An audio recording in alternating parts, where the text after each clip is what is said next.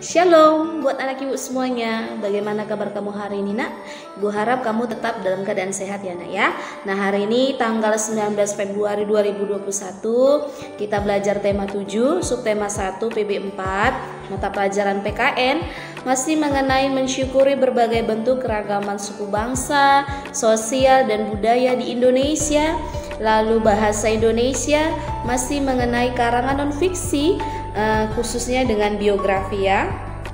Lalu dengan IPS mengenai keragaman sosial, ekonomi, budaya, etnis, agama di Indonesia. Nah, namun nanti di penjelasan Ibu hanya memberikan penjelasan yang Ibu ulangi ya, tentang karangan non-fiksi yaitu biografi akan Ibu bahas kembali. Lalu keragaman sosial, ekonomi, budaya, etnis, agama di Indonesia itu Ibu lanjutkan kembali karena semalam belum tuntas, masih ada kelanjutannya ya.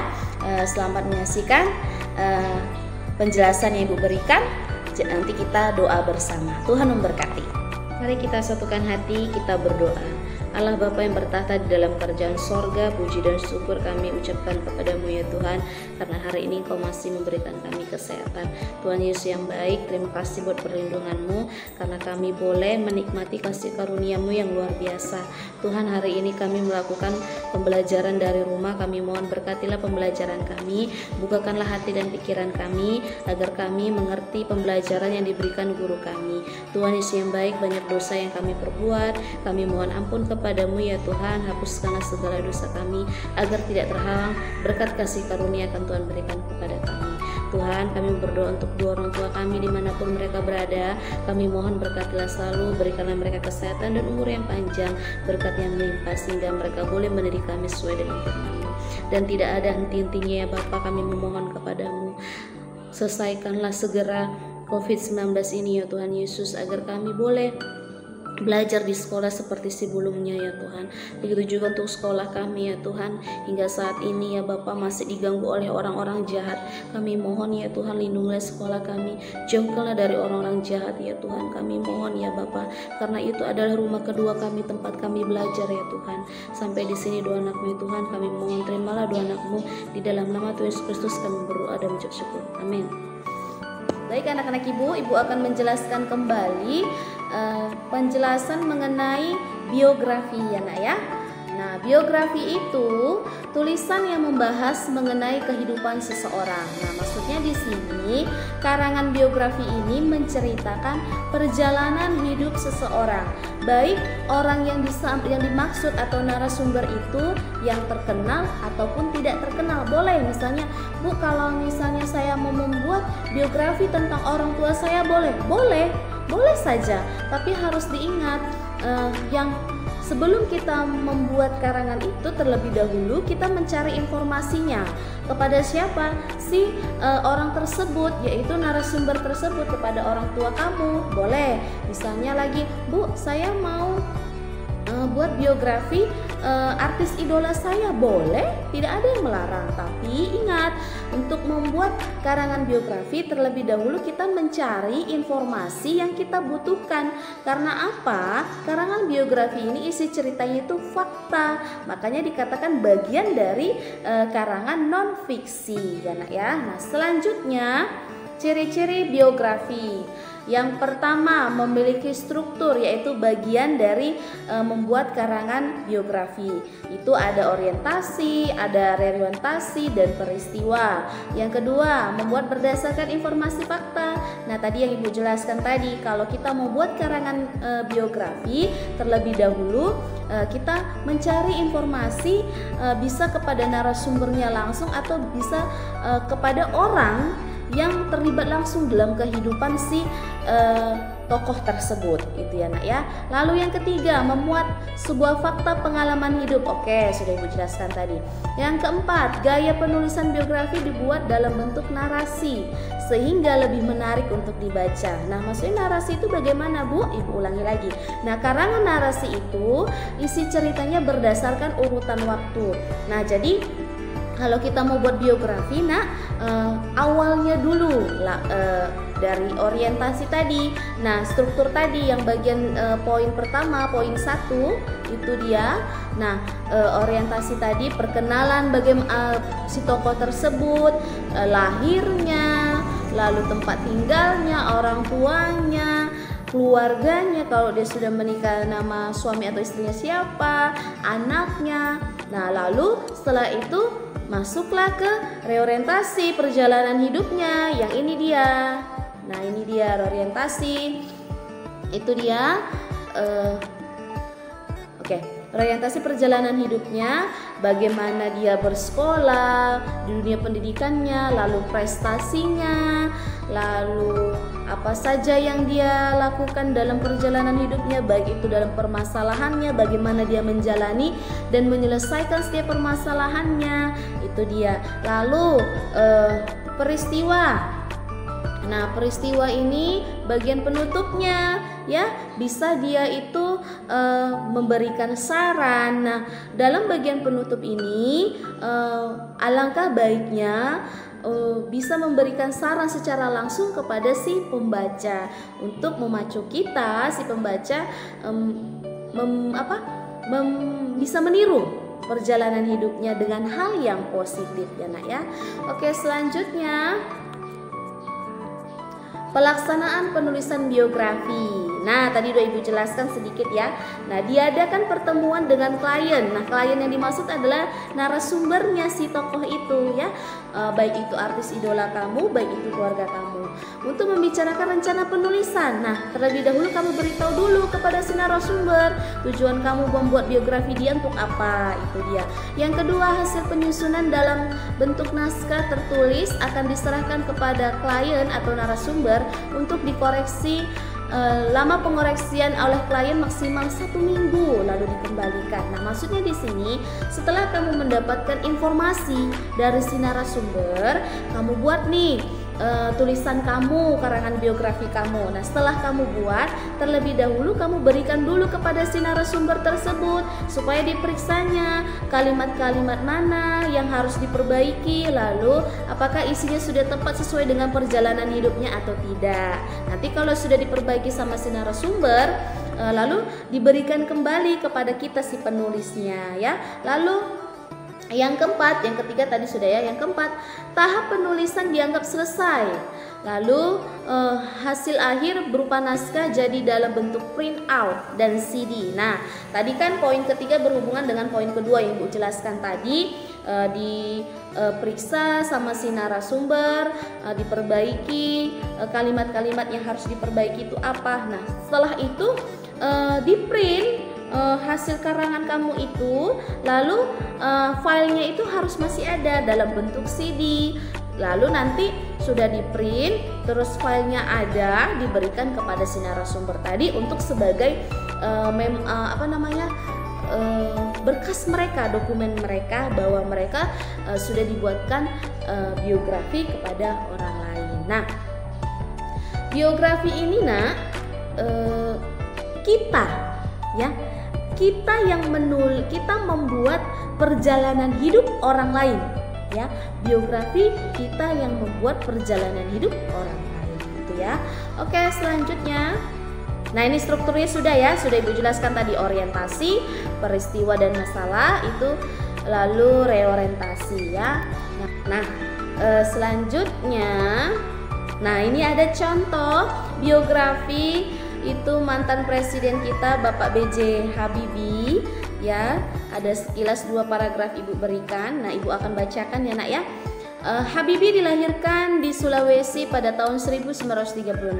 Habibie mendapatkan beasiswa dari Menteri Pendidikan dan Kebudayaan untuk belajar teknik pembuatan pesawat terbang di Aachen, Jerman tepatnya. Nah, setelah meraih gelar doktor pada tahun 1965, Habibie bergabung dengan industri pesawat terbang Hamburger Presiden atau singkatannya HF, dan kemudian pabrik pesawat terbang tersebut mengangkat beliau menjadi wakil presiden direktur. Nah, pada tahun 1974, Soeharto meminta Habibie untuk kembali ke Indonesia dan menempatkannya sebagai pimpinan perusahaan perminyak strategis.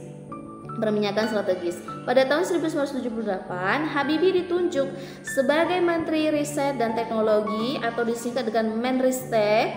Jabatan ini dipegangnya sampai akhirnya pada Maret 1998 dia diangkat sebagai Wakil Presiden Republik Indonesia dan seterusnya. Nah, itulah sekilas dari biografi Bapak B.J. Habibie ya. Ibu harap kamu memahami pembelajaran kita hari ini mengenai biografi ya.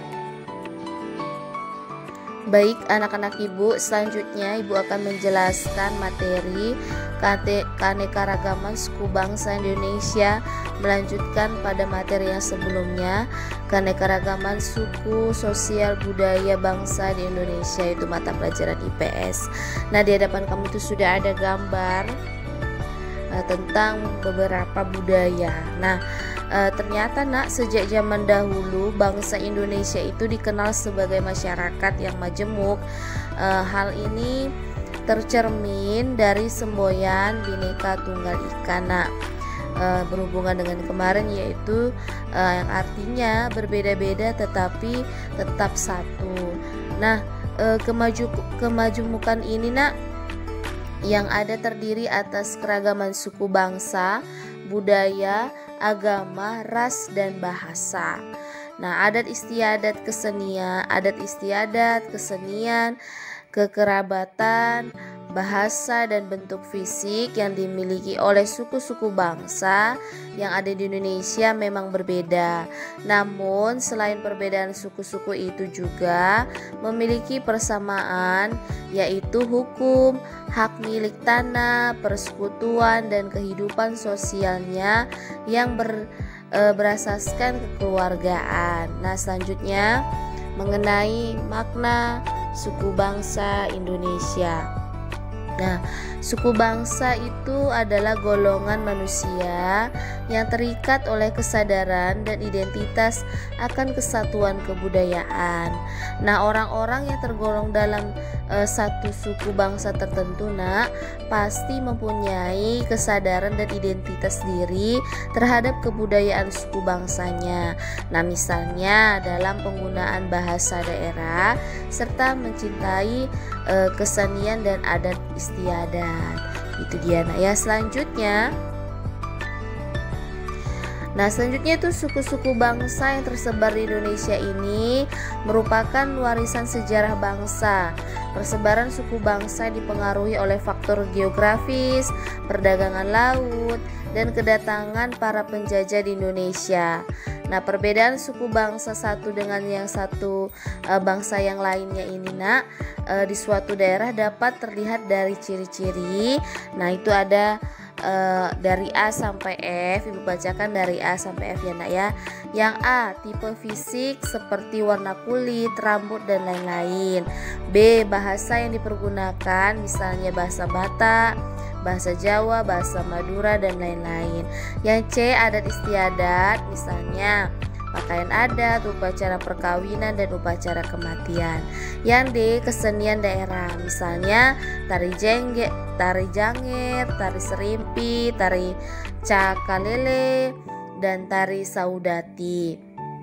Yang E, kekerabatan misalnya patrilineal atau yang dimaksud sistem keturunan menurut garis ayah. Nah, lalu dan matrilineal itu maksudnya sistem keturunan menurut garis ibu. Yang F, batasan fisik lingkungan misalnya Baduy dalam dan Baduy luar, itu ya nak ya. Nah, selanjutnya nak masyarakat Indonesia ini terdiri atas macam-macam suku bangsa. Di Indonesia terdapat kurang lebih 300 suku bangsa. Wow, ternyata banyak ya nak ya. Lalu setiap suku bangsa ini nak hidup dalam kelompok masyarakat yang mempunyai kebudayaan berbeda-beda satu sama lainnya. Nah, jumlah suku bangsa Indonesia nak ada ratusan jumlahnya seperti yang bilang tadi. Kurang lebih dia 300 suku bangsa karena Indonesia memiliki 33 provinsi ya nak ya. Nah, berikut beberapa ibu berikan. Yang pertama itu ada Nangro Aceh Darussalam. suku Aceh, suku Ala, suku Gayo, dan seterusnya. Lalu di Sumatera Utara ada suku Karo, suku Nia, suku Simalungun, dan seterusnya.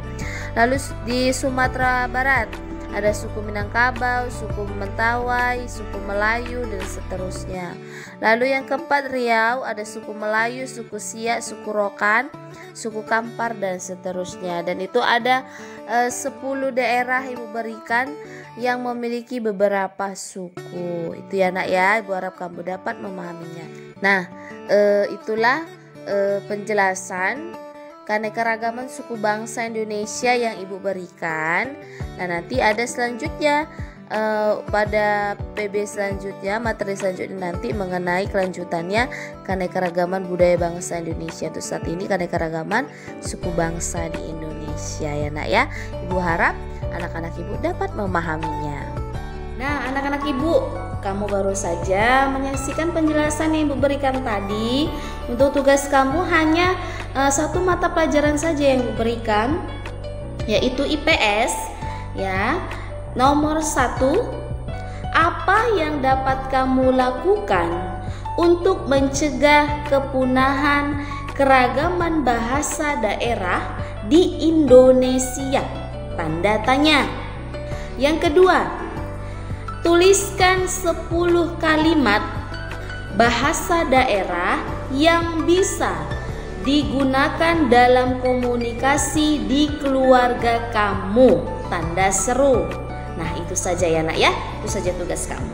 Nah, demikian pembelajaran kita hari ini. Tetap sehat, tetap semangat, Tuhan Yesus memberkati. Jangan lupa diakhiri dengan doa. Shalom.